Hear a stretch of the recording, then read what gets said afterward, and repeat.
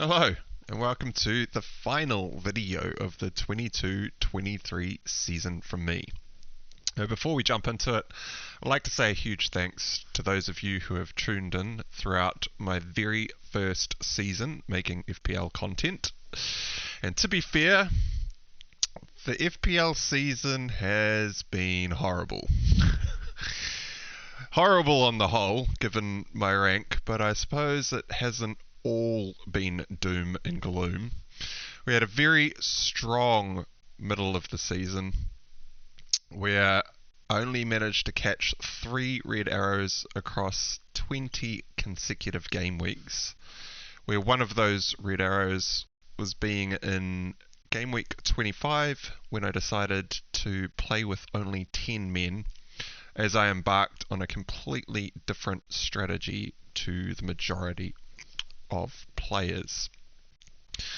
So the strategy worked out quite well, but even with that epic mid-season run, the damage had already been done right back at the start of the season, where I went against Haaland, as I invested too heavily in the narrative of Haaland being injury prone and was likely to be rested often. So clearly this wasn't the case, and with his ownership being ridiculously high and then him going on to do what he did this season, it was just too much of a mountain to climb. Now obviously this wasn't my only mistake throughout the season, but it was one that hurt from the outset and set up a pretty painful first year on camera making FPL content. But we live, we learn, right?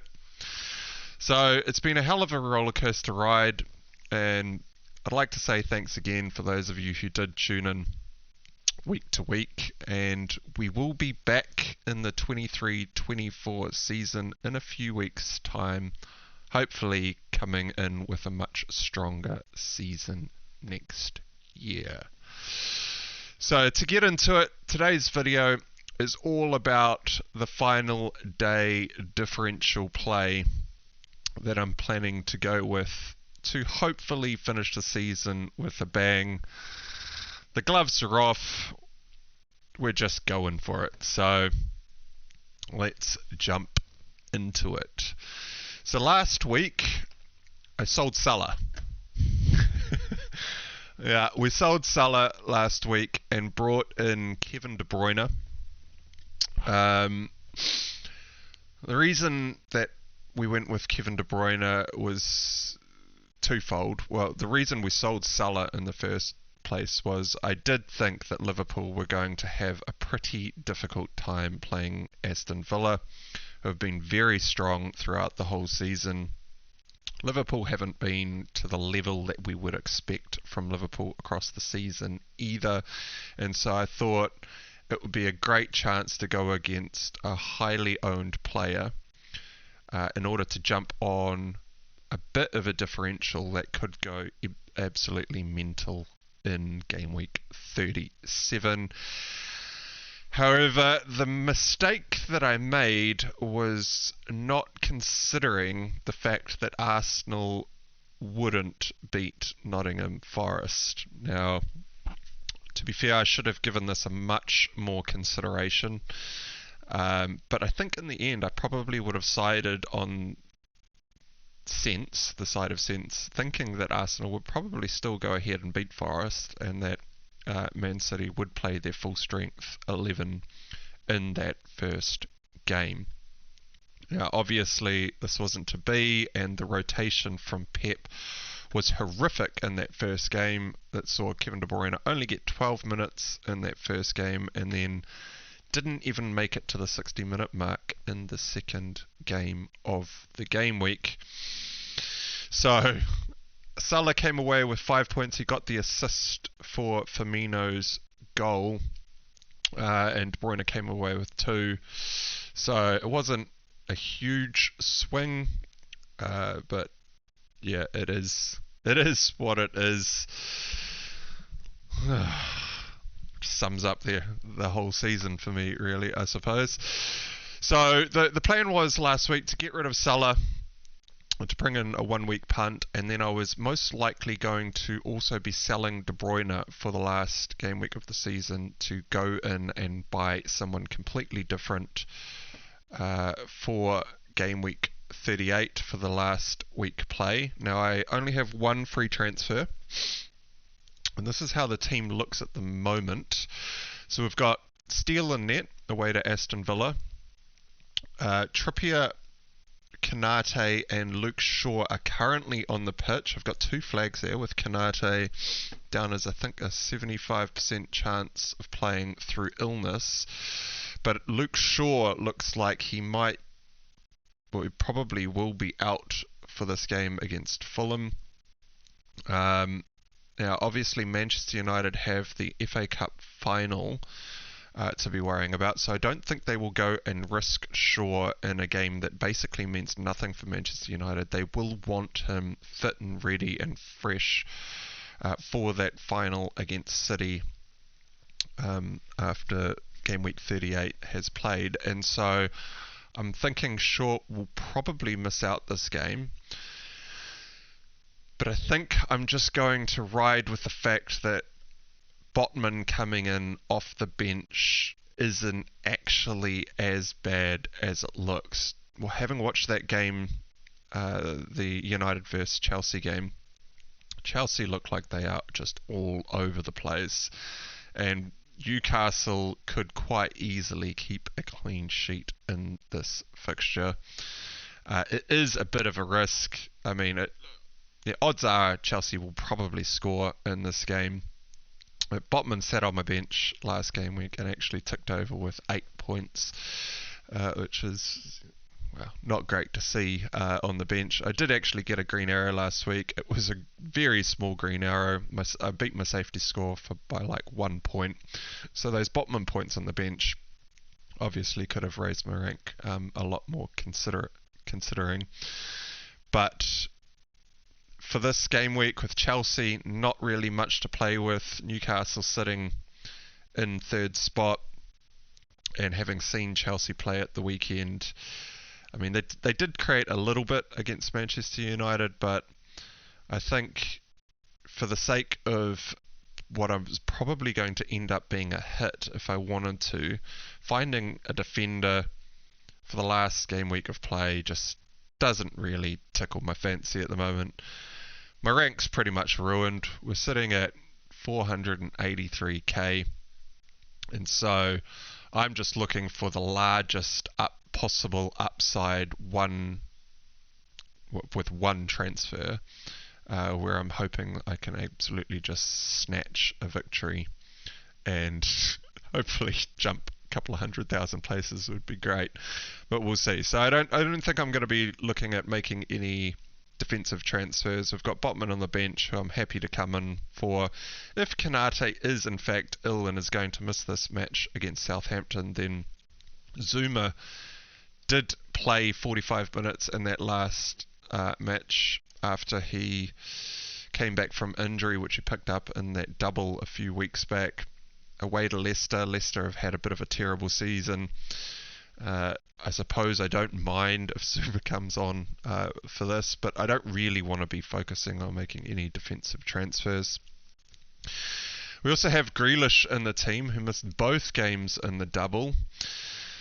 Now, considering he has missed both games, and Man City have both the Champions League final and the FA Cup final yet to play in order to secure the treble, I'm pretty sure Pep will play Grealish this weekend if he is at all fit and ready to play. He will want to get some what he calls match rhythm into the legs of Grealish to get him out onto the pitch, and so I do not think I'm going to be selling Grealish. We're just going to roll with it.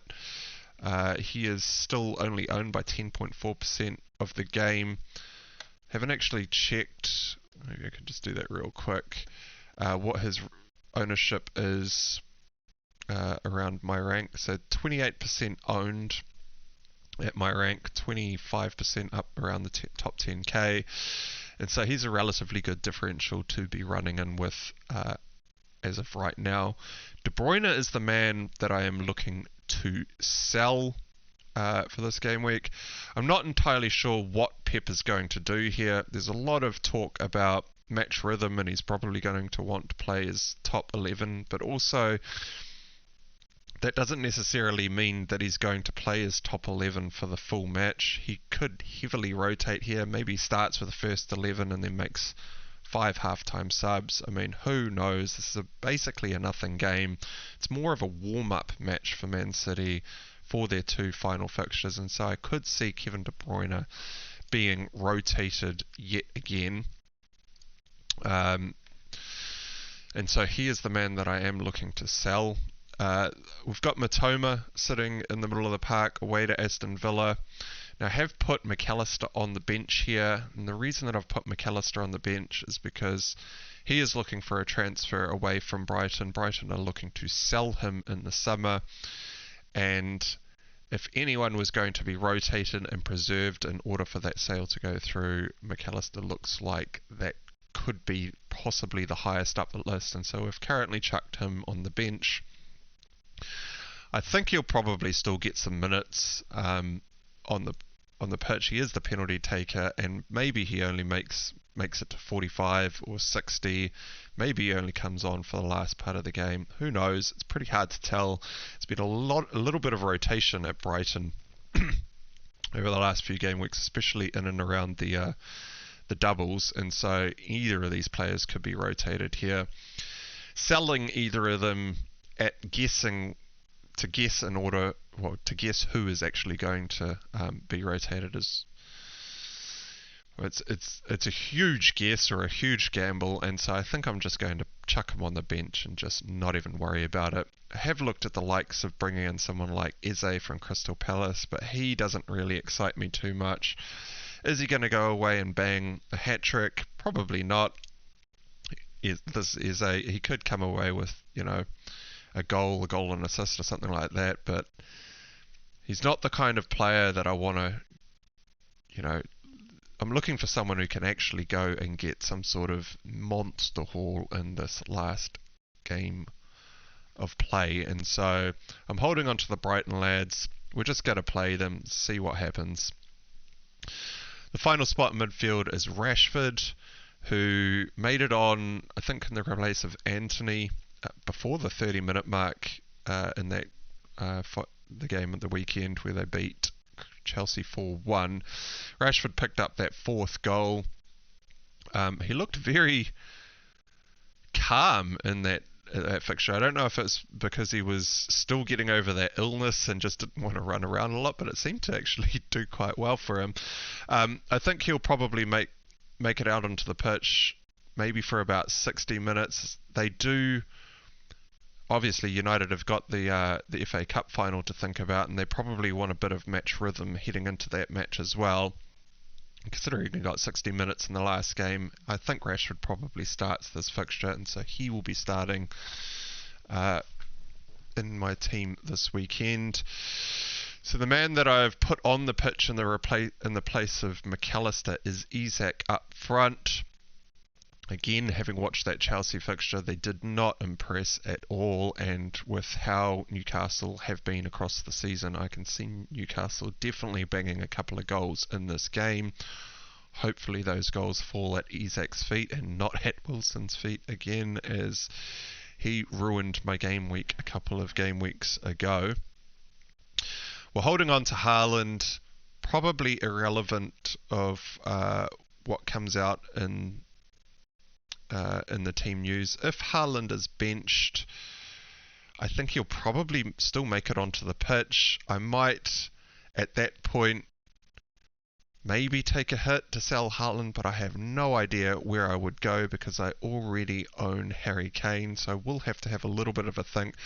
That is probably the only player who I will consider taking a hit for, and that is if Haaland is benched. However, I think Pep will probably play him for, if he was going to take him off, probably around the 60-minute mark, maybe even half-time if they're streaming ahead. But I find it hard to believe that Haaland is not going to start this fixture. He started pretty much every game apart from the game after they won the Premier League, where Pep rotated heavily and he only came on for the last 16 minutes in the game week just gone. But yeah, he might be the only player that I do look at taking a hit for in the final game week. I don't really want to be taking hits in the final game week of the season because that hit has to be paid immediately in that one game week. I'm more comfortable taking hits where you've got a couple of game weeks for those points to be repaid, and I don't really know who, apart from Harry Kane, I could go with that's looking at some sort of monster haul that might be able to repay that hit. Maybe a Bobby Firmino at Liverpool away to Southampton. However, Klopp has said that there will be some rotation in the Liverpool side.